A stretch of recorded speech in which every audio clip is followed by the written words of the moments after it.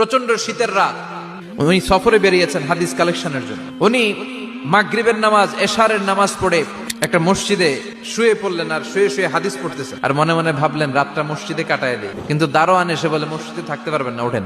উনি যে আহমদ ইবনে হাম্বল এটা চিনে নাই, কাঁথা গুছিয়ে হাদিসের কিতাব নিয়ে কাঁধের মধ্যে ব্যাগ নিয়ে মসজিদ থেকে বের হয়ে গেলেন। কি আর করবেন, প্রচন্ড শীত, আর কাঁপতেছেন বুড়ো মানুষ। পথিমধ্যে দেখলেন বাজার একজন খাব্বাজ, শাবুন খাব্বাজ, যুবক রুটি বিক্রেতা। সে রুটি বিক্রি করে। সে যে সালাম দিল, আসসালামু আলাইকুম। আহমদ ইবনে হাম্বল বলে, যুবক আমার যাওয়ার জায়গা নেই, সফরে বেরিয়েছি, খুব শীতে কষ্ট পাচ্ছি, রাতে যদি তোমার এই চুলা থেকে একটু আগুন পোহাই কোনো সমস্যা?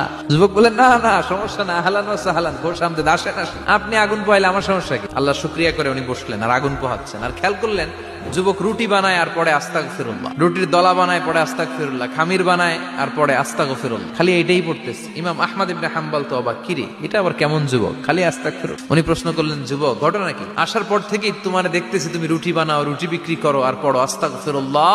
যুবক বলে, আস্তাগফিরুল্লাহ আমার সবচেয়ে বেশি পছন্দের আমল, আমি সব সময় আঠার মতে ইস্তেগফারের সাথে লেগে থাকি আর সব সময় পড়তে থাকি আস্তাগফিরুল্লাহ, আর এর বদৌলতে আল্লাহ আমারে মুস্তাজাবুদ দাওয়া বানিয়ে দিয়েছে। আহমদ ইবনে হাম্বল তো অবাক, তুমি মুস্তাজাবুদ দাওয়া, রুটিওয়ালা?